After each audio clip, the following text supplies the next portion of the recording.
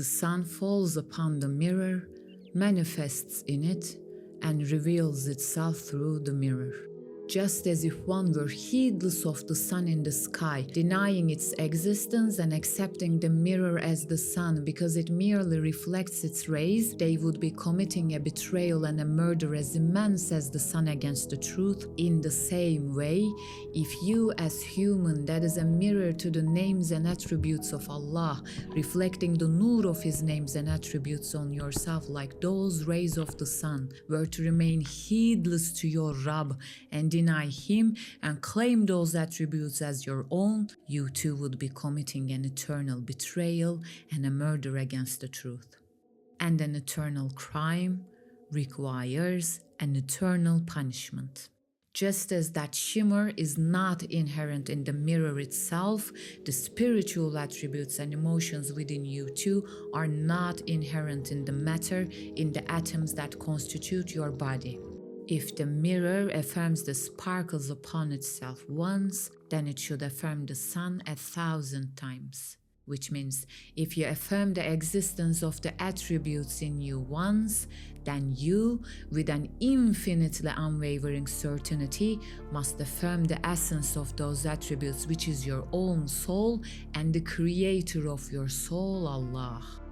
Based on this truth, and on countless others like this one, Allah, the Almighty, proclaims to all of humanity in the field of Al-Hashr, لِمَنِ الْمُلْكُ الْيَوْمِ, to whom belongs sovereignty this day, meaning, who is the Hakim, the true Ma'bud, the Rabb, the Ilah, and the Malik. Then there is a profound silence, and He Himself answers, Lillahi al-wahid al-qahhar, to Allah, to the one who is one, to the subduer.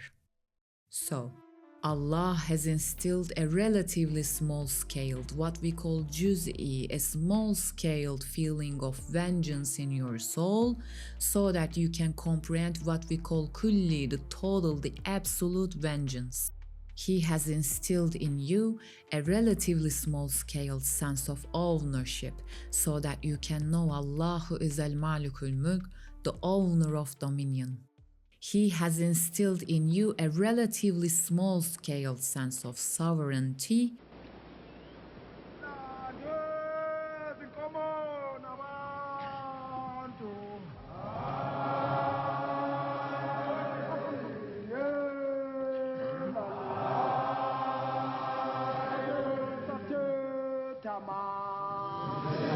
See their warrior pennons streaming to this battlefield. Sing! Men of Alex, stand ye steady. Come on, sing! Cannot be ever said ye. so that you can know the absolute Hakim, the ruler Allah. You, by taking these truths as references, will understand the absolute, the total from the partial, the small you have. And you will reach the realization of how Allah wants Himself known, praised and loved through these attributes. For He, Jalla Jalaluhu, makes you praise Him to lift you up, yet people make you praise them in a manner resembling worship to degrade you. Now think, those who praise helpless creatures as if worshipping them are helpless themselves, and those who make others praise them so are also helpless. Both are finite, condemned to death. Meanwhile, among those who make themselves praised, there are many in whose eyes the praisers resembling worshippers have no value at all. Human history is filled with hypocrites and tyrants who seek to be worshipped. And behind all that cruelty and hypocrisy, again there are the feelings of wanting to make oneself known and praised, be it by making others love or by intimidating them and even killing them. While Allah has placed these feelings in the human soul for humanity to understand the truth that He wants them to know Him, love Him, and praise Him through all His blessings and works, humans, Failing to direct these feelings to their true purpose has caused the happiness and well-being of mankind to be destroyed and humanity to be shattered. Humans who do not direct these feelings towards Allah and submit to His rule and discipline, instead of doing that, have made their greatest worry to have themselves loved and praised by others and have become preoccupied with this. And they have revealed this objection of theirs by making themselves loved in hypocrisy or spreading fear among others through tyranny and oppression. Thus, humankind has been led to that hypocrisy and tyranny, scuffancy and barbarism. All human values and justice have fallen silent on earth. The massacre of billions of people has occurred. Humanity has been shattered into pieces and has been subjected to unimaginable hardships and injustice.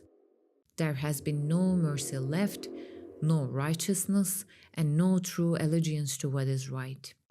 Yet had the feelings of wanting to be loved and wanting to be praised being directed to its true owner Allah, humankind would not have been preoccupied with trying to make themselves loved, admired, and praised through this hypocrisy, scuffancy, or tyranny. Humanity would have submitted to the discipline of Allah Jalla Jalaluhu by realizing the truth that there is someone who introduces himself and makes himself loved with all his adorned, decorated, and beautiful works. As a result, humankind would give all human values their true worth, and when they would love in His name and live in His name. For human, the life of this world would become like paradise. Now, think for a moment. Who is the one who gave you these eyes and sight? Why are you, in physical sense, a seer?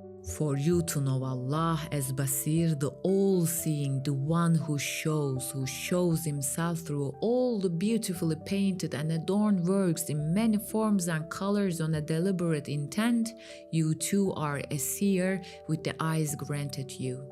Who else but Allah, who is Al-Basir, the all-seeing, could give you this eye and the ability to see? Think carefully. Glasses, for example. Glasses are makings that are lifeless and blind. Now, if even the maker of a lifeless, sightless pair of glasses must necessarily be a living, seeing, knowing, and intelligent human, how must the master who created the living, seeing, and intelligent human like you, especially your eyes, be? Can it be ever possible for the maker of an art such as you to be astaghfirullah, the lifeless, mindless atoms and unconscious causes? Now think again. Just as an artist who makes blind, senseless, lifeless paintings or sculptures must necessarily be a seeing, intelligent, and living person. Make another one. And just sort of work from the center out. There it goes. It's easier to do them fast than it is slow, though. Here they come. Just sort of back and forth. I had a lady in class one time told me it was like making Z's, the letter Z. She called them Z trees. So I guess that's as good of an analogy as any. From the center out. The center of the tree should be the thickest, darkest, strongest part of the tree. Because you have leaves on the back, you have a trunk. Can the artist who created the you, who sees, lives, loves things, and whose body and soul are endowed with immense wisdom, meanings, and emotions, be the blind, powerless, lifeless atoms and unconscious causes? It is absolutely certain that no painting's painter is its paints. And you too are like a marvelously crafted sculpture or a painting which is alive, intelligent, willful, and which sees, hears, loves, and shows mercy. So what kind of a master and artist must the creator of such a masterpiece like you be? And in order for you to get to know and understand the one who makes you hear, the one who is a Sami, the all-hearing,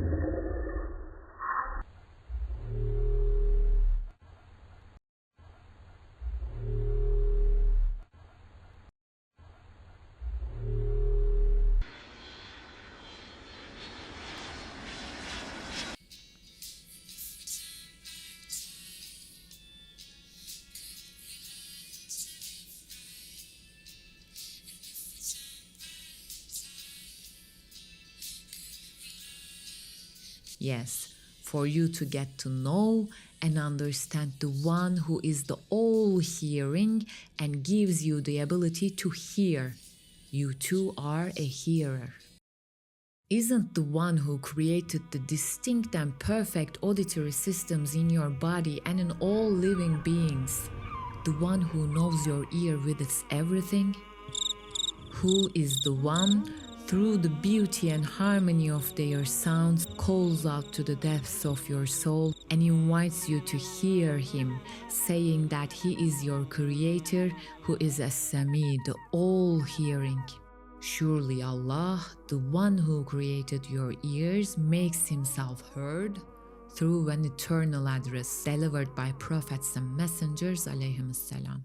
And you too are endowed with the feeling of love for you to get to know Allah, the one who loves you and makes you love him through all material and spiritual blessings and creations as Al-Wadud, as Al-Ma'ruf and as Al-Mahbub, and to love him so.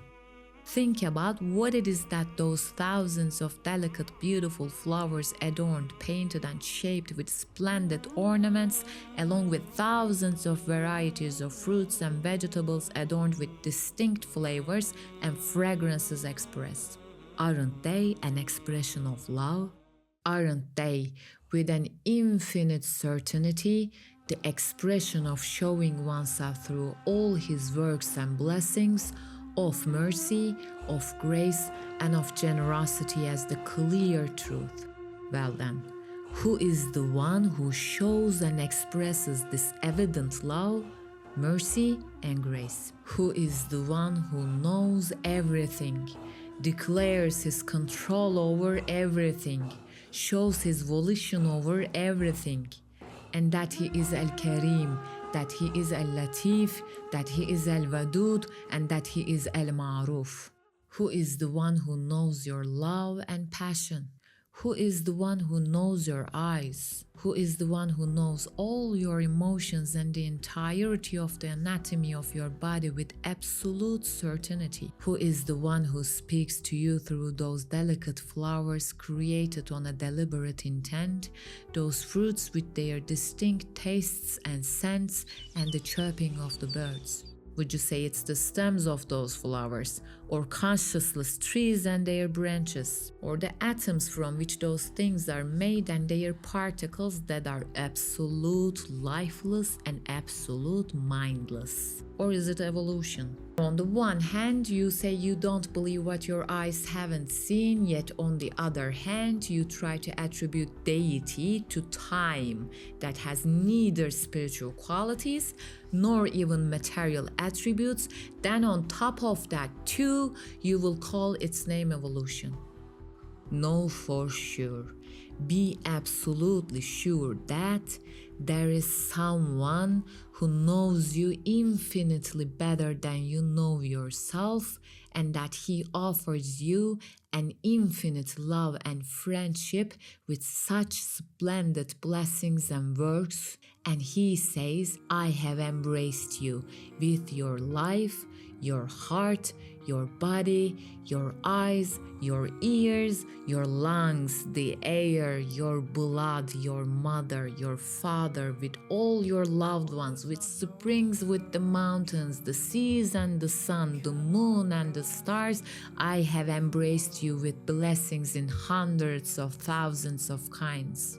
Yet while you are in the embrace of such Aziz and Jalil, Qadir and Rahim essence, do you really attempt to open your arms to finite, frail embraces such as yourself, and to cling to them, and to deify them as if they were your Rabb? If you are going to live, live for one so worthy that living will be worth. And if you are going to love, love one so worthy that loving will infinitely be worth. Unless you don't love the love himself, and unless you don't carry those you love into eternity with his love, his name, and his infinity, then whom will you really love? For how long? Where until? And if you don't fall in love with the love himself, then whom or what will you truly fall in love with? And even if you could, then in your own opinion, if those loves and affections are doomed to an eternal deadness, what meaning are they holding for anyone? Allah subhanahu wa ta'ala, whose existence is infinitely more real and beyond than the existence of the universe, is the love himself. Anything other than him is in the value of a shadow compared to him. How can you dare to leave your true Rabb and attempt to cling to mere shadows like yourself? What foolishness it is for a mere shadow to abandon its holder, then try to embrace shadows like itself. And you will die a true death. And since you will die a true death, die for one so worthy that dying will be worth. Now, also look at the sense of offering, providing to in you. You too have that feeling of treating by being pleased to please others, so that you can get to know and love Allah as Al-Karim, the most generous, who makes humans love Him by making them pleased with all His blessings, providing them with treats with this very intent. Therefore, you should perceive and appreciate the value of this and say, there must be someone who is Karim and Rahim, who provides both for me and whole creation on purpose, by knowing, by seeing, and by being pleased with pleasing. You also have the sense of mercy, so that you can know your Rabb as Al-Rahim, the most merciful, and to know that He is also Al-Muntaqim, the retaliator, the inflictor of retribution. You too have the sense of revenge. And for you to know that He is Al-Alim, the all-knowing one, that He does everything with absolute knowledge and volition, you too possess the attribute of acting deliberately with your will and knowledge.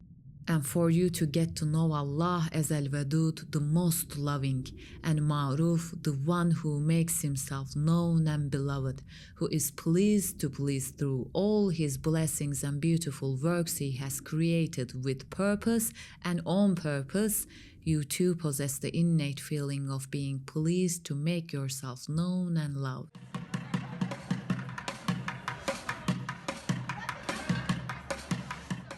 You too possess the ability to shape and color things to make them look beautiful, so that you can understand that He, Jalla Jalaluhu, is the Muzayyin, the adorner, and the Mulawwin, the beautifier, the one who gives color, and that He paints and adorns everything in His works of art to show them to you. And for you to understand that He, Jalla Jalaluhu, is As-Sani, the true artist, you too possess the faculty of artistry. And it goes likewise further and further. So, You are given the feeling of love so that you can know you are loved and the one who loves. You are given sight so that you can know you are seen and the one who sees. You are given hearing so that you can know you are heard and the one who hears. You are given the sense of offering so that you can know you are bestowed upon and the one who bestows. And you are given the feeling of mercy so that you can realize you are shown mercy and know the one who is the merciful. Accept the attributes that belong to only Allah alone.